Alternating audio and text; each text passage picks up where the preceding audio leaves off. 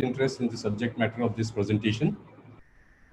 Argentinian flag sign, as you all know, is a self-propagating radial extension of the anterior capsular tear, which typically arises instantly after the initial prick with a hypodermic needle or the rhexis forceps.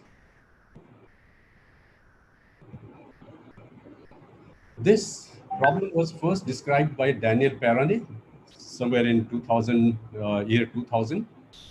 And Perrone described it to be a sequelae of raised intralentricular pressure, the only factor responsible for the propagation of initial prick into a radial capsular tear. So based on that theory, several techniques have been described to neutralize the raised intralentricular pressure, including the small needle aspiration technique, which involves pricking and simultaneously aspiration of the liquefied lens matter to decompress the bag with a sharp 26G or 30G hypodermic needle. But peripheral extension of the capsular tear has still been very frequently reported instantly after pricking the anterior capsule, tense anterior capsule, even before initiating the aspiration of the liquid cortex. So you can see here in this video, the moment you break it, the capsule starts extending to the periphery. The incidence of radial extension of capsular tear have been reported somewhere 3.85 to 28.3%. The tear, but what is important is almost in 7 to 24% of the cases, the anterior capsular tear extend into the posterior capsule, resulting into the posterior capsular tear, and which could result in serious complications like vitreous loss, lens material drop, and capsular support loss for the IOL. So question arises, why, despite many innovative techniques, the problem of radial extension of the capsular tear continues to be a challenge in introducing wide cataract? It means there had to be some other factors responsible which assist the raised intralentricular pressure to propagate the splitting of the capsular tear after the initial prick. So we did a retrospective examination of the surgical videos where Argentinian flag sign was noted. And we found that in reality, it's not the raised intralentricular pressure, the only factor responsible for the extension of the tear. It is the configuration of the initial prick, which is created on the tense anterior capsule to open up the capsule with the sharp tip hypodermic needle or the sharp tip rhexis forceps. So like you can see here in this picture.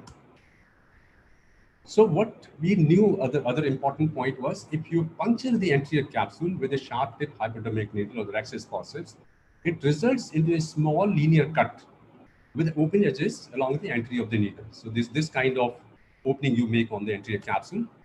And what happens, you have a raised intralentricular pressure along with volcanic eruption of the intralentricular fluid. The moment you break it, it triggers a disruptive force along the discontinuous edges of the linear cut. And this linear cut easily opens up and split along its open edges and rapidly radialized to the periphery. Then it results into an Argentinian flag sign. And we also noticed the important point was the tear always extended radially along the discontinuous open edges of the linear cut, but it never extended perpendicular to the tear. So henceforth, we came up with an hypothesis that if we were able to manually create an opening in the anterior capsule, which had a round and regular configuration, like a capsulotomy in true sense instead of a linear cut, we may provide resistance against the forward thrust of the intralentricular pressure, and we can prevent the Argentinian flag sign. So the purpose of this study was to describe an efficient new technique, saving radial microcapsulotomy to avoid Argentinian flag sign during capsular access in patients with intermittent early white mature cataracts. So what we did was we actually developed a device which is called as a saving radial microcapsule to open up the tense and stretched out anterior capsule. Now this device has a round and pointed tip, unlike the sharp and beveled tip of the rhexis forceps or the needle. So what happens, this round and pointed tip of the saving radial microcapsulotomy, when puncture the anterior capsule, it creates an opening with a smooth and round configuration without any discontinuity, allowing the liquefied lens matter to egress, thereby decompressing the bag without propagating the radial extension of the capsular tear. Now, since it's round, it will not open up completely. And you know that the linear cut will easily open up because of the high pressure in the interlenticular space. And this round hole microcapsulotomy would act like a mini Rexis with round regular configuration to provide greater resistance against the disruptive forces generated by the high interlenticular pressure. Generally, we need just one puncture, but for the complete evacuation of the fluid, we can make multiple punctures to completely evacuate the multiple fluid pockets sometimes you have in these intumescent cataract. So this is the video. To have a successful result, you have to stain the anterior capsule with 0.06% of the trypan glue, and then pressurize the anterior chamber with the viscoelastic. Now this is the device which is being used. You have to just puncture the center. When you puncture, you are making a round hole in the capsule. Now this is another video. Just puncture it, you make a round hole. The moment you puncture, the fluid starts evacuating from the intracapsular space. The high pressure will not lead to the disruption of the tear. So this is basically, so to conclude, and white cataract, it is primarily the linear cut configuration of the initial prick made by the sharp hypodermic needle on the tense stretched out anterior capsule, has the potential to spontaneously extend along its open edges and raise interlenticular pressure, leading to a capsule. The technique of saving microcapsulotomy Doctor, your time's up. Bag creates an open capsule which has a round regular configuration like a capsulotomy intrusion that provides resistance against the disruptive forces triggered by the high interlenticular pressure, thus preventing Argentinian flaxen. Initial decompression of the capsular bag facilitates safe and controlled creation of capsular axis of a desired size. Thank you very much. Thank you, doctor.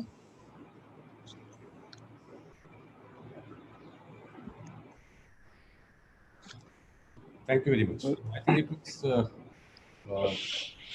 We can take 2 minutes for question and answers. Okay. Good morning. Excellent presentation, Dr. Rajendra Prasad. Could you hear me, sir? Yeah, I can hear you. Can hear.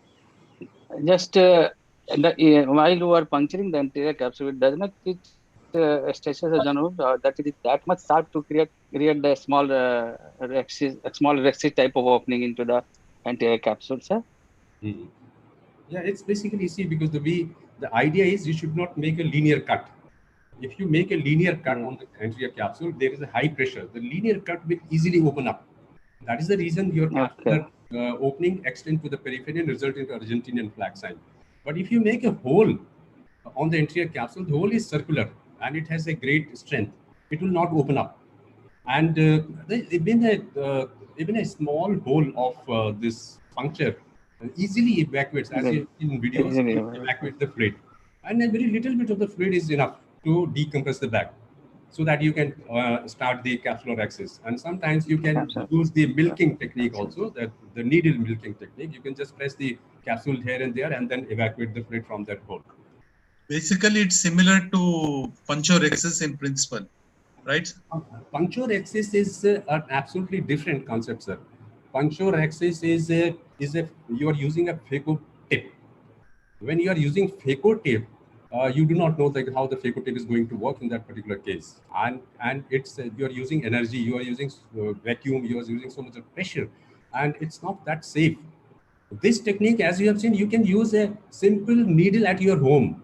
You don't need that device also. You can use a simple saving needle to puncture the anterior capsule. The saving needle, just ₹1 saving needle, you can puncture and complete it. It's so simple. So what is the dimension of the tip, sir? The bore size and the tip length?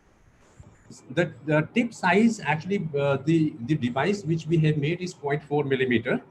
The tip from where the pointed tip to the